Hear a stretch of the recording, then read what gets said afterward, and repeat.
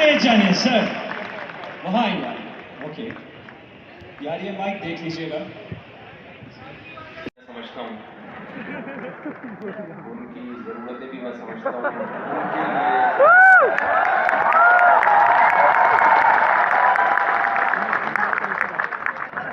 ان کے لیے میں امید کا ایک آخری سہارا ہوں اس لیے بہت زیادہ خوش ہیں میرے ساتھ بہت سے لوگ جو شادی شدہ سیلفیاں لے رہے ہیں اپنی بیویوں کو ڈرانے کے لیے لے رہے ہیں یہ بھی مجھے پتا ہے بلیک میلنگ کے لیے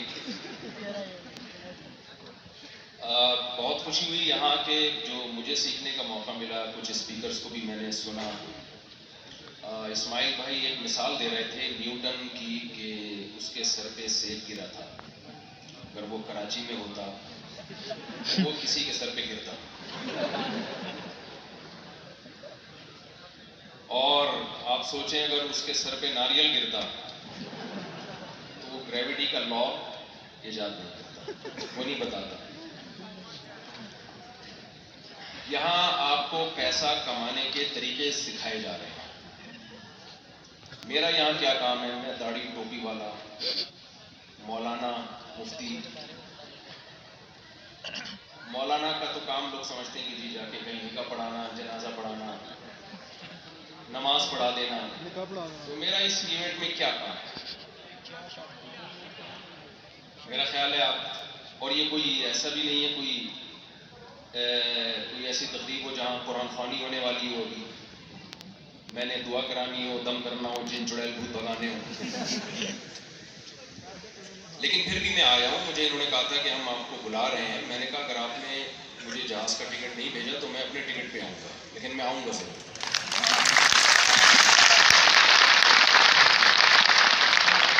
اس کی ایک وجہ یہ ہے دیکھیے اس وقت اسلام کو ضرورت ہے سر اٹھا کے جینے کی اور غریب لوگ بھکاری لوگ سر اٹھا کے نہیں جیا کرتے جیسے ہمارے مذہب میں نماز فرض ہے روزہ فرض ہے اسی طرح ہمارے مذہب میں پیسہ کمانا بھی فرض ہے رسول اللہ صلی اللہ علیہ وسلم نے فرمایا لا رہبانیت فی الاسلام اسلام میں رہبانیت نہیں رہبانیت کا کیا مطلب آپ ساری دنیا سب کچھ چھوڑ چھاڑ کے آپ عبادت میں لگ جائیں وہ بھی ہمارے مذہب کا حصہ ہے نماز عبادت میرے پاس ٹائم چونکہ قیامت تک کیا نہیں ہے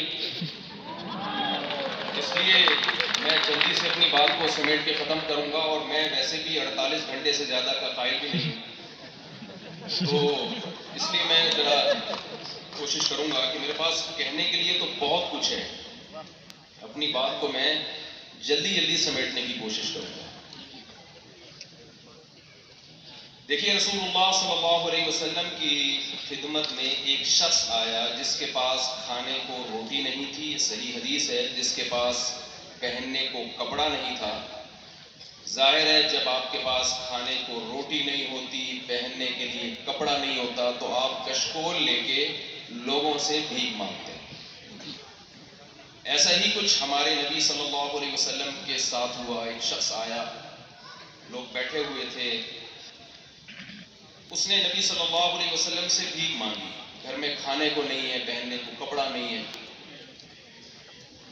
تو آپ صلی اللہ علیہ وسلم نے فرمایا کہ اب کچھ بھی نہیں ہے تمہارے گھر میں کچھ تو ہوگا انہوں نے کہا سوائے ایک ٹاٹ جس کو چٹائی کہتے ہیں کھجور کی جو غریبوں کا بوریا کہلاتا ہے اور ایک پیالہ ہے اسی میں پانی پیتے ہیں کبھی دودھ مل جائے وہ دودھ پی لیتے ہیں کچھ کھانے کو مل جائے ایک پیالہ اور ایک چٹائی میرا خیال ہے ہم میں سے کوئی اتنا غریب نہیں ہوگا تو نبی صلی اللہ علیہ وسلم نے فرمایا وہ پیالہ اور ٹاٹ لے کر آؤ وہ لے کر آئے آپ نے فرمایا کون اسے خریدے گا نیلامی کیا بولی لگائی لوگ بیٹھے ہوئے تھے ایک نے کہا میں 1 درہم میں یہ خریدنے کے لیے تیار ہوں نبی نے فرمایا کون ہے من یشتری باکثر من ھذا، جو اس سے زیادہ میں لینا چاہتا ہے؟ بھائی جو سیلر ہے اس کی تو خواہش ہوتی ہے نا میری پروڈکٹ کی جو زیادہ قیمت لگائے گا میں اس کو بیچوں گا. ایک نے کہا میں 2 درہم میں لوں گا. 2 سے زیادہ اس کی قیمت نہیں لگی تو نبی صلی اللہ علیہ وسلم نے وہ 2 درہم میں وہ ٹاٹ اور پیالہ اس شخص کو فروخت کیا، اور جس کا ٹاٹ اور پیالہ تھا جو بھکاری تھا اسے وہ 2 درہم آپ صلی اللہ علیہ وسلم نے پکڑا دیے اور فرمایا جاؤ اس سے کلہاڑی لے کر آؤ. وہ شخص گیا اور کلہاڑی خریدی اور نبی صلی اللہ علیہ وسلم نے وہ دستہ اس کلہاڑی میں اپنے ہاتھوں سے داخل کیا اور فرمایا جاؤ جا کے جنگل سے لکڑیاں کاٹو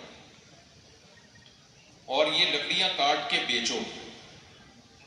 15 دن تک وہ شخص یہی کچھ کرتا رہا، اسی سے بیچ کے جو اس کو پروفٹ ہوتا 2 ٹائم کے کھانے کا انتظام کرتا. 15 دن کے بعد وہ کئی درہم کا مالک تھا.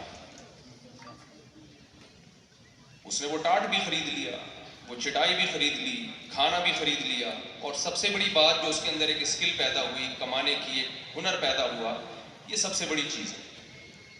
اس کے بعد آپ صلی اللہ علیہ وسلم نے فرمایا کہ قیامت کے دن تم میں کوئی شخص اللہ کے پاس اس طرح سے آئے کہ اس کے چہرے پہ بھیک کا داغ ہو. جو مانگنا ہے نا یہ ایک داغ ہے جو آپ کے چہرے پہ نشان چھوڑ جاتا ہے، آپ کو رسوا کر دیتا ہے لوگوں کے سامنے. تو آپ صلی اللہ علیہ وسلم نے فرمایا یہ بھیک کا داغ قیامت کے دن تمہارے چہرے پہ ہو، اس سے بہتر ہے کہ تم کوئی کام کرو اور کماؤ. میں نے جو یہ حدیث سنائی ہے یہ واقعہ بتانے کے لیے نہیں. سوچئے جب کوئی شخص بھکاری بنتا ہے وہ شخص ذلیل ہوتا ہے، جب کوئی قوم بھکاری بنتی ہے تو وہ قوم ذلیل ہوتی ہے، جب کوئی اسٹیٹ اور ریاست اور کنٹری بھکاری بنتا ہے تو وہ اسٹیٹ، ریاست اور کنٹری ذلیل ہوتی ہے. آج پوری دنیا میں ایز اے پاکستانی جو ہمارا امیج ہے وہ کھلانے والا نہیں ہے بلکہ کھانے والا ہے. ایک زمانے میں ہم نے جرمنی کو قرضہ دیا، اب لطیفہ لگتا ہے یہ، ہم کہتے ہیں نا جرمنی میں ہم سے قرضہ مانگا، 50s کی بات ہے. اب یہ باتیں ہم اپنی نئی جنریشن کو بتائیں گے تو وہ سمجھیں گے یہ لطیفے سنا رہے ہیں، پاکستان قرضہ دے رہا تھا. آج جو سیاسی لیڈر آتا ہے، جو وزیر اعظم، جو بھی آئے گا، سب سے اس کی کامیاب لیڈر اس کو سمجھا جاتا ہے جو IMF سے زیادہ قرضہ پاس کرا لے. تو ہمیں بہت مایوسی ان حالات میں، اور اب جو موجودہ حالات چل رہے ہیں ان میں تو کوئی امید کی کرن نظر نہیں آ رہی تھی. لیکن الحمدللہ یہاں آ کے اندازہ ہوا. میں اپنی تقریروں میں ایک بات ہمیشہ سے کہتا رہا ہوں کہ پاکستان میں آپ کبھی بھی گورنمنٹ پہ ڈیپینڈ نہ کریں، خود کماؤ خود کھاؤ والی پالیسی پہ جو چلے گا وہ یہاں سروائیو کر سکے گا، بلکہ کنٹری کو بھی چلائے گا. تو آج الحمدللہ اس ایونٹ میں ہمیں اندازہ ہوا کہ الحمدللہ بڑی تعداد میں ایسے اسپیکرز پیدا ہو چکے ہیں جو پریکٹیکل کر کے، جو کما کے آپ کو بتا رہے ہیں کہ آپ بھی ایسے کما سکتے ہیں. تو پہلی بات تو یہ میرا خیال ہے کلیئر ہو جانی چاہیے کہ ہمیں ہماری شریعت نے بھکاری بننے سے روکا ہے اور کمانے کی ترغیب دی ہے. شادیوں پہ بھی میں آؤں گا ذرا آخر میں. یہ کہہ رہے ہیں مفتی صاحب کو کس نے بلایا تھا اور یہ کیا کہانی ہے لے کے بیٹھ گئے مفتی صاحب. آخر میں تو آخر میں اس ٹاپک پر وہ بور ہو رہے ہیں، مجھے پتا ہے وہ پسینے چھوٹ رہے ہیں کیا. دوسری بات یہ کہ آپ کی سورس آف انکم کیا ہونی چاہیے، اس کے بارے میں اسلام کیا ہمیں گائیڈنس اسلام میں کیا ہے. کمانے کے 20 طریقے. نبی صلی اللہ علیہ وسلم نے ارشاد فرمایا، روایت میں ہے کہ اللہ تعالیٰ نے میری امت کے 10 حصوں میں سے 9 حصے روزی بزنس میں اور تجارت میں رکھی ہے. اسلام ملازمت کو اپریشیٹ نہیں کرتا، اسلام اپریشیٹ کرتا ہے تجارت کو. قرآن مجید میں جہاں بھی اللہ نے رزق کو اپنی نعمت کے طور پہ بیان کیا ہے تو تجارت کا تذکرہ کیا ہے. کئی آیتیں، میں چند آیتیں ایک مثال کے طور پر آپ کے سامنے پیش کرتا ہوں. 30ویں پارے کی مشہور سورت ہے لِإِيلَافِ قُرَيْشٍ إِيلَافِهِمْ رِحْلَةَ الشِّتَاءِ وَالصَّيْفِ. اللہ نے فرمایا مکہ والوں کو اللہ کا شکر ادا کرنا چاہیے. کس بات پہ؟ کہ یہ کاروبار کے لیے 2 سفر کرتے ہیں، رحلۃ الشتاء والصیف. یہ بزنس سال میں 2 دفعہ کرتے ہیں، سردیوں میں بھی اور گرمیوں میں بھی. اس نعمت پر ان کو اللہ کا شکر ادا کرنا چاہیے. سورہ مزمل آپ نے پڑھی ہوگی. اسلام میں جو شروع میں جو صورتیں نازل ہوئی ہیں ان میں سے ایک سورہ مزمل ہے. آج کل رشتوں میں رکاوٹ کے لیے سورہ مزمل پڑھی جاتی ہے، حالانکہ اس میں کوئی شادی وادی کا تذکرہ ہی نہیں ہے. اس میں جو کرنے کے کام ہے وہ تہجد ہے، جہاد ہے، اور تیسرے نمبر پہ بزنس ہے، تجارت ہے. وآخرون یضربون فی الارض. صحابہ کرام پوری رات تہجد پڑھا کرتے تھے. اللہ نے فرمایا پوری رات تہجد مت پڑھو. کیوں؟ تمہیں دن میں تجارت بھی کرنی ہے. یضربون فی الارض. مضاربہ کسے کہتے ہیں؟ ایک آدمی کا پیسہ ہو، دوسرے کی محنت ہو، اور پروفٹ کو دونوں پرسنٹیج کے حساب سے شیئر کریں. پورا رکوع اللہ نے سورہ مزمل کا اس مضاربت پہ نازل کیا ہے. اسی سورہ مزمل کی بیس پہ حضرت عمر رضی اللہ تعالیٰ عنہ کا قول ہے ما من عمل احب الی ان یکون فیہ اجلی بعد الجہاد فی سبیل اللہ الا ان تکون فی تجارت ابیع و اشتری. فرماتے ہیں میں چاہتا ہوں اگر میری ہر شخص نے مرنا ہے، کس کنڈیشن میں، کس حالت میں ہماری موت ہو، ہم میں ہر شخص چاہتا ہے کہ اچھی حالت میں موت آئے. آپ میں سے کوئی چاہتا ہے سینما گھر میں فلم دیکھ رہا ہو اور اچھا سا گانا چل رہا ہو اور مر جاؤں میں؟ کوئی چاہتا ہے ایسا؟ یا سگریٹ پی رہا ہو، سٹے لگا رہا ہو، اسی دوران موت آ جائے؟ میرا خیال ہے چاہتے ہیں شاید. چرسیوں کے ساتھ بیٹھے ہوئے موت آ جائے. کوئی چاہتا ہے ہم نے رشوت لیتے ہوئے موت آ جائے؟ حضرت عمر فرماتے ہیں کہ مجھے سب سے زیادہ جو موت محبوب ہے نا 2 راستوں میں، یا تو شہادت میدان جہاد میں، یا میں تجارت میں ہوں اور خرید و فروخت کے عمل سے گزر رہا ہوں.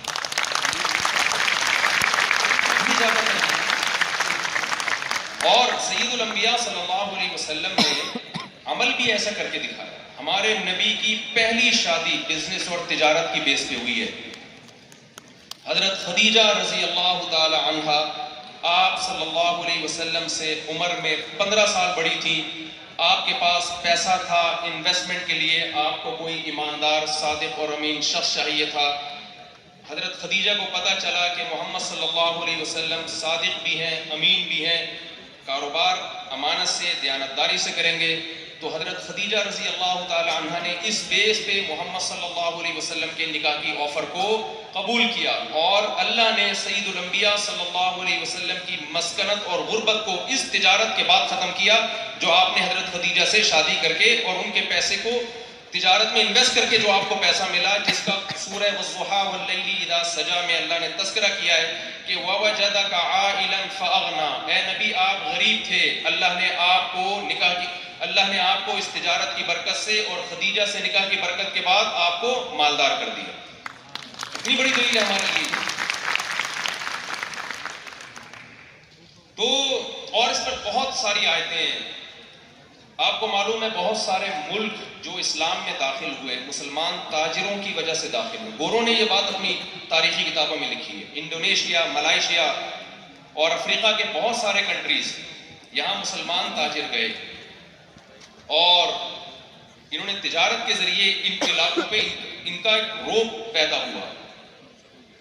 اور ہماری جو بدحالی کا ذریعہ بنا، جو ایسٹ انڈیا کمپنی جو انڈیا میں آئی تھی، وہ بھی بزنس کے ذریعے آئی تھی. تو سب سے پہلا پیغام تو ہمیں یہ ملتا ہے کہ ہمارے پاس اگر ارننگ کے بہت سارے طریقے ہیں تو ہم نے ان طریقوں میں بزنس کو دوسرے طریقوں پر ترجیح دی.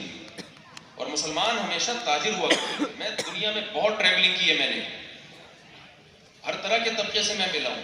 میں نے ایسے لوگ دیکھے ہیں جو کچرا چنتے تھے، بزنس کو فوکس کیا انہوں نے اور بہت ہی ایک استقامت کے ساتھ انہوں نے بزنس کیا. آج وہ کروڑوں روپے کما رہے ہیں. تو ہمیں گورنمنٹ پہ ڈیپینڈ نہیں کرنا. ایک میں حدیث آپ کے سامنے پیش کرتا ہوں کہ اسلام نے جو تجارت کے بارے میں ہمیں رہنمائی کی ہے. دیکھیے رسول اللہ صلی اللہ علیہ وسلم نے ایک صحابی کو دیکھا کہ آپ درخت لگا رہے ہیں. آپ صلی اللہ علیہ وسلم نے فرمایا تمہیں معلوم ہے کہ تمہاری زندگی میں یہ درخت پھل دے سکے گا کہ نہیں دے سکے گا؟ انہوں نے کہا نہیں. فرمایا پھر اتنی لمبی لمبی امیدیں. اس حدیث سے ہمیں لگتا ہے کہ بھئی نبی صلی اللہ علیہ وسلم درخت لگانے کے عمل کی حوصلہ شکنی کر رہے ہیں، نہیں لگانا چاہیے تھا۔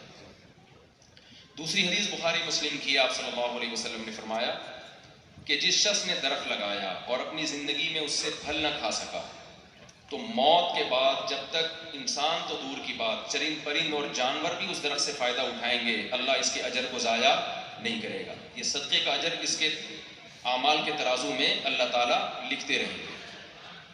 تو آپ تجارت صرف اپنے لیے نہ کریں، بعد میں آنے والی قوم کے لیے، جو بعد میں آنے والی نسل ہے اس کو اسٹیبل کرنے کے لیے۔ دیکھیں، جب آپ ایجوکیشن کی فیلڈ میں آگے بڑھتے ہیں، یقیناً بڑھنا چاہیے، لیکن آپ کتنی ہی بلندیوں تک پہنچ جائیں، آپ کی موت کے بعد آپ کے بچے آٹومیٹیکلی ایجوکیٹڈ نہیں ہوتے، ان کو پورا اسی پروسیس سے گزرنا پڑے گا۔ گزر گئے تو ٹھیک ہے، نہیں تو نہیں۔ لیکن میں جب تاجروں سے ملتا ہوں، دنیا میں ٹریولنگ ہوتی ہے میری، تو میں کہتا ہوں یار تم نے صرف مٹھائی کے لڈو سے اتنا کما لیا، لڈو بنا کے بیچ رہے ہیں، ارب پتی لوگ ہیں۔ کہہ رہے ہم 500 سال سے لڈو بنا رہے ہیں۔ کیا 500 سال سے ہمارے باپ دادا، 500 سال پہلے ہمارے کسی دادے نے یہ کام شروع کیا تھا، تو جب اس کی ڈیتھ ہوئی ہے تو ہم نے زیرو سے شروع نہیں کیا، بلکہ اس سے آگے سے شروع کیا، اس کے بعد اگلی نسل اس سے آگے، پھر اس اگلا، تو 500 سال کے بعد جو نسل آئی ہے وہ تو ان لڈو سے ٹھیک ٹھاک کما رہی ہے۔ میں نہیں کہہ رہا کہ آپ لڈو بیچنا شروع کر دیں، میں ایک مثال دے رہا ہوں۔ اور یہ جو ہمارے ملک کے حالات خراب ہوئے ہیں نا، یہ ہمارے لیے بہت بہتر ہے۔ ابھی ایک اسپیکر تھے، بڑی پیاری بات کی، انہوں نے کہا میں کہانیاں سناتا ہوں، انہوں نے کہا نا وہ، تو میں بھی آپ کو 2 کہانیاں سناتا ہوں، ایک سچی اور ایک جھوٹی۔ بعض دفعہ کہانی جھوٹی ہوتی ہے لیکن اس سے موٹیویشن بڑی تگڑی ملتی ہے۔ پہلے جھوٹی والی سنا دیتا ہوں، پھر سچی والی سنا دیتا ہوں۔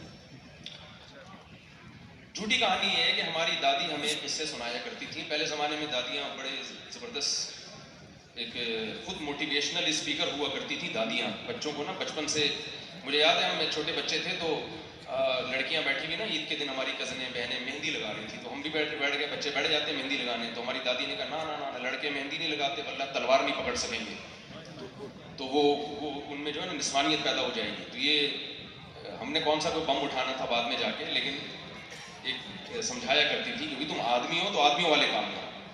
آج کل تو دادیاں مارکیٹ سے ویسے ہی شارٹ ہو گئی ہیں، کیونکہ بچے اتنی عمر کے بعد جا کے آپ کی شادیاں ہو رہی ہیں، بچے اتنی دیر سے پیدا ہوتے ہیں، آپ دادے ہم سے پہلے فالو کرتے ہیں۔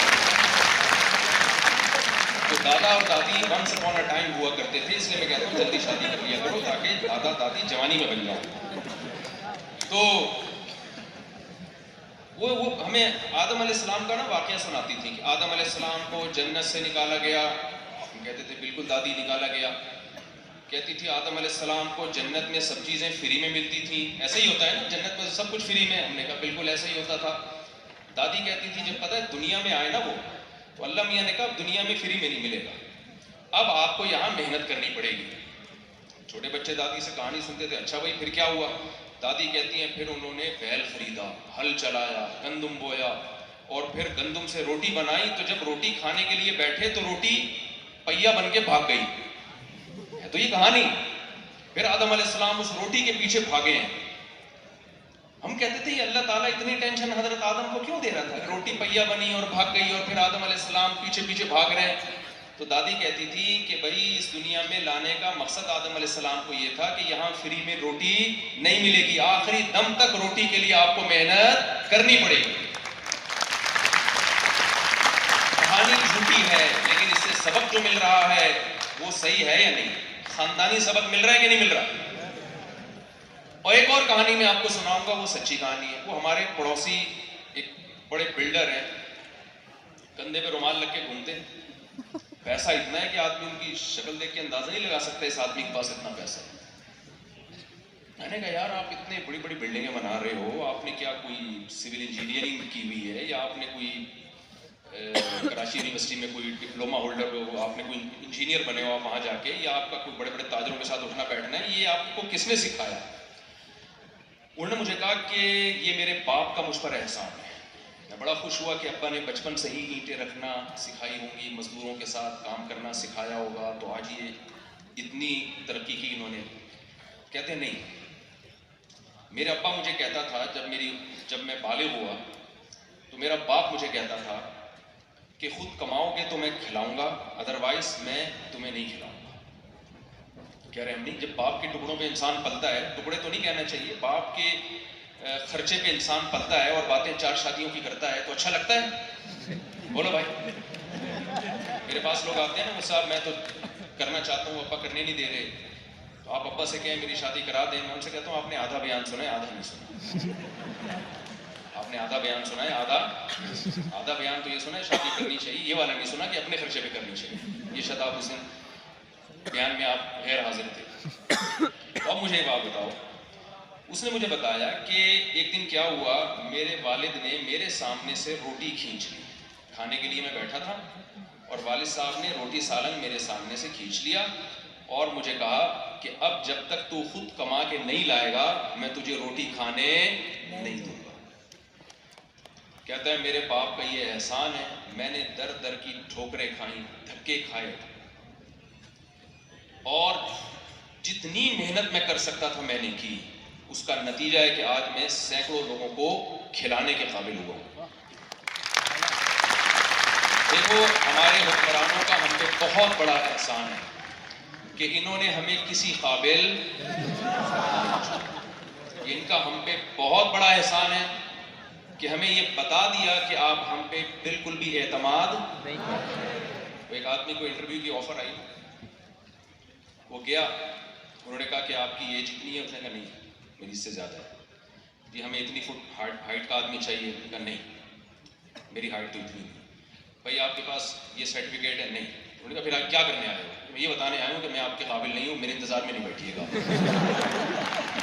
تو ہمارے حکمرانوں نے ہمیں بتا دیا کہ ہم آپ کے قابل نہیں ہیں، آپ ہم پہ ڈیپینڈ کر کے بولو نہیں بیٹھے، جو آپ نے کرنا ہے خود ہی کریں، ہماری جان چھوڑو۔ تو یہ جو فضول تبصرے فلاں ایسا، اس میں ٹائم ویسٹنگ کے علاوہ کچھ بھی نہیں ہے۔ آپ خود کمائیں، خود کھائیں والی پالیسی پر عمل کریں۔ اور ایک آخری بات، دیکھو ہم مسلم زیادہ تر میجورٹی تو یہاں مسلمانوں کی ہے، جو غیر مسلم ہے وہ بھی ان باتوں سے جو میں کہہ رہا ہوں وہ متفق ہوں گے ضرور۔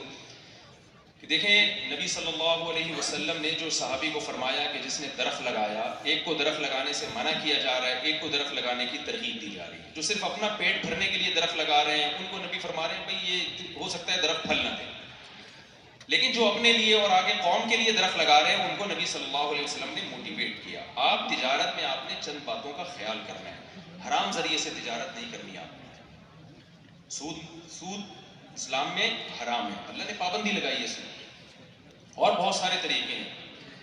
بغیر قبضے کی چیز آگے بیچنا، رسک لیے بغیر، اسلام نے ایک آرڈر، ایک لا بنایا ہے کہ جس چیز کا آپ رسک نہیں لیتے اس پہ نفع نہیں اٹھا سکتے آپ۔ ایک فالٹ تھا اس کے اندر، موسیٰ علیہ السلام نے اس کو یہ نہیں کہا کہ تو نے پیسہ کیوں کمایا، بلکہ موسیٰ علیہ السلام نے فرمایا احسن کما احسن اللہ علیک، اللہ نے تجھ پر احسان کیا۔ اس کا مطلب جب اللہ نے کسی کو دولت دی تو اللہ کو اس پر احسان ہے۔ لیکن قارون سے موسیٰ علیہ السلام نے کہا کما احسن اللہ علیک، جیسے اللہ نے تجھ پر احسان کیا ہے تو اللہ کی مخلوق پر بھی احسان کر۔ پیسہ آنے کے بعد اگر آپ فرعون بن رہے ہیں، آپ اپنے بوڑھے ماں باپ کو بھول رہے ہیں، آپ غربا مساکین کا خیال نہیں کر رہے، آپ اپنی دولت پہ قبضہ کر کے بیٹھ گئے ہیں۔ قارون سے جب کہا گیا نا کہ غربا اور مسکینوں کا خیال کر، تو اس نے کہا انما اوتیتہ علی علم عندی، یہ میری ایفرٹس ہیں، میرا دماغ ہے جس سے میں نے یہ سب کمایا ہے۔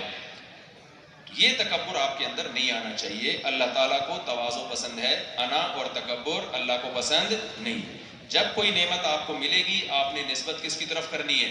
اللہ کی طرف۔ یہ کس کا احسان ہے بھائی؟ اللہ کا احسان۔ یہ جملہ بولتے ہوئے بھی آج پاس لوگوں کو شرم آ رہی ہوتی ہے، تو یہ بہت غلط بات ہے۔ آپ نے نسبت کس کی طرف کرنی ہے؟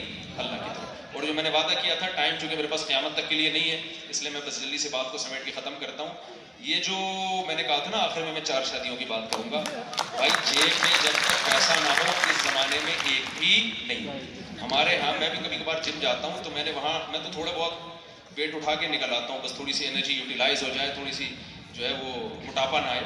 لیکن میں نے وہاں جم میں جانے والے لڑکوں کو دیکھا ہے، وہ پورے لاسانی کے کٹے نہیں ہوتے کراچی میں جو بقرعید کے لیے تیار ہوتے ہیں نا، بیل ایسے تیار ہو رہے ہیں، ہوتے جا رہے ہیں، پھولتے جا رہے ہیں، اب جگہ جگہ ان کے اسپیڈ بریکر بنے ہوئے ہیں۔ تو وہ بعض ان میں سے کہتے ہیں ہم لڑکیوں کو متاثر کرنے کے لیے یہ کر رہے ہیں، تو بھائی لڑکیاں ان ڈولوں سے متاثر ہو جاتی ہیں۔ آج کل چاہیے اور اگر آپ پیار کرنا چاہتے ہیں تو آپ پیسے کمائیں تو رشتے آپ کے پیچھے پیچھے اور آپ آگے آگے بلکہ آپ کہیں گے کیا سب کا ٹھیکہ میں نے ہی لیا ہوا ہے یہ سوچ تو اللہ تعالیٰ آپ کو جزائے خیر دے. ارسلان صاحب کا خاص طور پہ میں شکریہ ادا کرتا ہوں, انہوں نے مجھے انوائٹ کیا. سجاد صاحب نے بھی میرے پاس آئے اسپیشل, اور اسماعیل بھائی, یہ سارے ہمارے چاہنے والوں میں سے ہیں. آپ سب بہت شکریہ آپ لوگوں کا, اللہ تعالیٰ بہت جزائے خیر دے آپ کو. جزاکم اللہ خیر. Thank you so much, مفتی صاحب. آپ نے وقت نکالا, آپ آئے ہمارے پاس. تھینک یو سو مچ. ایک دفعہ پھر بھرپور تالیاں مفتی صاحب کے لیے. اور یہ جو لوگ جا رہے ہو, آپ کے لیے میں تحفے لے کر آیا ہوں, یہ سوچ لو, یہ سوچ لو. اور میں بھی شان کو بتاؤں میں کہاں ہوں. یار ذیشان غیب سے آواز آ رہی ہے. میں نے آج اتنی ذیشان کی آواز سنی ہے کہ مجھے غیب سے آ رہی ہے. آپ لوگوں کو تو نہیں آ رہی ہے؟ میں اوپر والے کوریڈور میں ہوں, لوگوں کے بیچ میں ہوں, اور یہ جو لوگ جا رہے ہیں نہیں ملیں گے کنیکٹڈ